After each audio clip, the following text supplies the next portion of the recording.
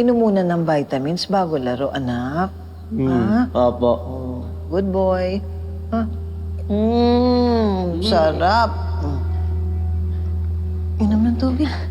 Maraming Balae. tubig. Balae. Tama. Naku, tignan mo ito, oh. Mamili ka dito. Naku, minsan ko lang nagamit yan. Sige na, pumili ka. Wala, hindi mo naman kailangan gawin ito. Hindi nga, pero gusto ko. Sige na, mamili ka. Sige na. O, maganda yan. Ito naman, pwede ba rin gamitin kung let's say nakapants ka? Salamat. Oo, di ba? Ang ganda. Sige na.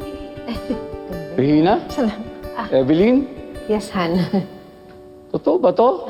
Magkasundo na kayo? Nako, nagulat din nga ako, pero alam mo, na-realize ko, okay naman pala tong si Evelyn, mapagkakatiwalaan. Kaya sige na, pumili ka na. Bagay sa'yo yan. Salamat. Oo, maganda niya, no, pag naka-jeans ka.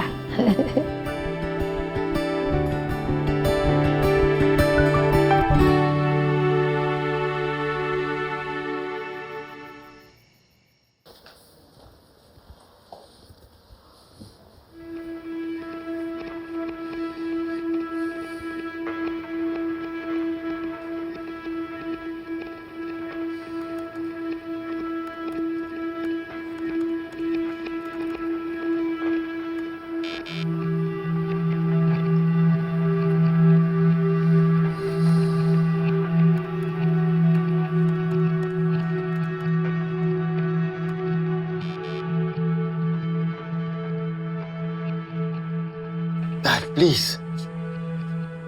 Just give me time. Aayusin ko to. Pinalitan ba niya to ng password?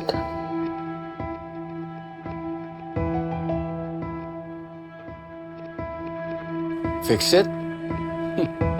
Do you really think I will still entrust the project to you?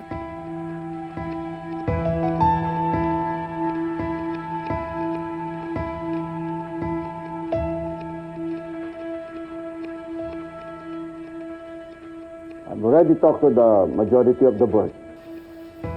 We already decided that Adil will take over the menagerie. The entire project. What, Dad? He's already working on the damage control. He's cleaning up your mess.